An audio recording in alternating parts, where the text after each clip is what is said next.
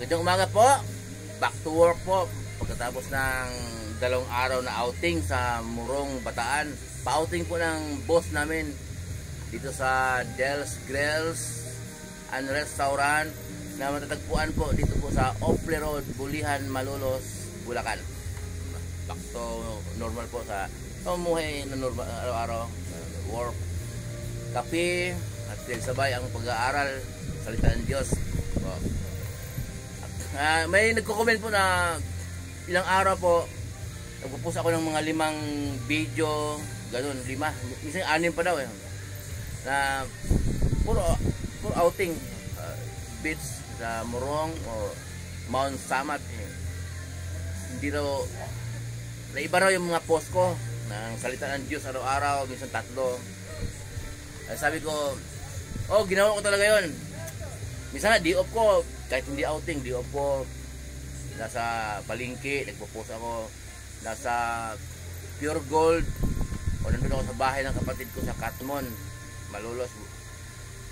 And pinopost ko. Kasi po, noon puro salita ng Diyos ang pinopost ko, walang iba. May mga nag-comment na, sino ka? Ano na namang uri ng scammer yan? Tawa ko.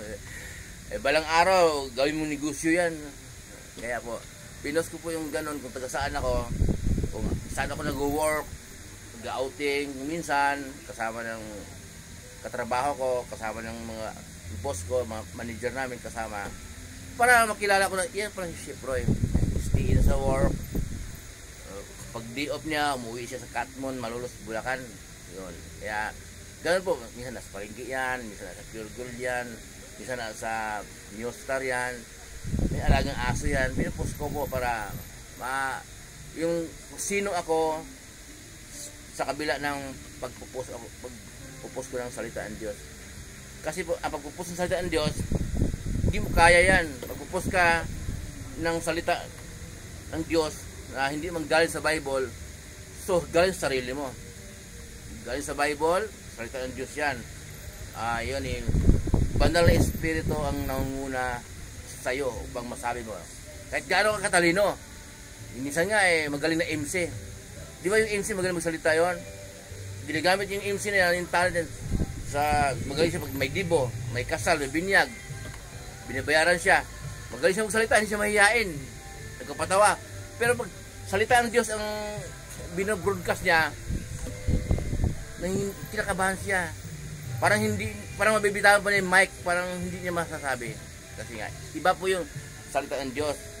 Siyempre, yung mga hindi nakakaintindi, akala kong, hindi po, kaya po ako nagpupunta sa salita ng Diyos, yun po uri ng pagsamba yun. Okay?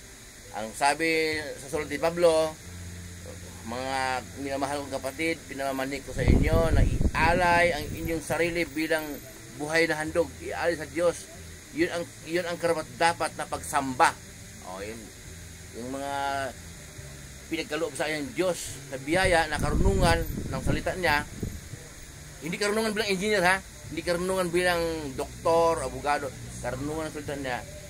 Inayag ko, pinost ko, ulit ng pagsamba. At yung pananampalataya ko po, pinost ko para hindi ako nag-iisa. Yung mga nakapanood kasama ko. Kasi po, nakasulat din mo sa Bible na walang lumalago sa pananampalataya kung nag-iisa ka. Kailangan mayroon kang iglesia na inaaniban. Okay?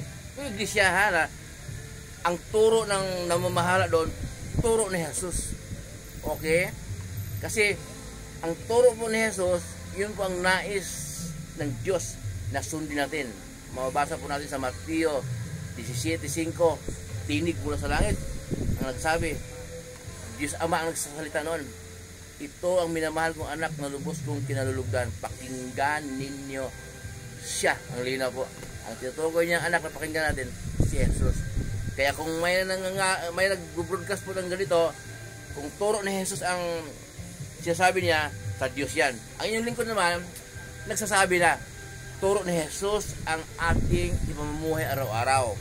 Okay? Hindi ko pangaralin ha. Kasi kung pangaral yon, kasi sa Bible ko kinukuha pangangaral ni Jesus at ng kanyang mga apostol. binroadcast ko naman dahil biyaya yan sa akin, wala kay Lord. Ang inyong lingkod po si Chef Roy, pagpapalait na ng Diyos. Kahit saan po tayo punta, manalangin bago umalis.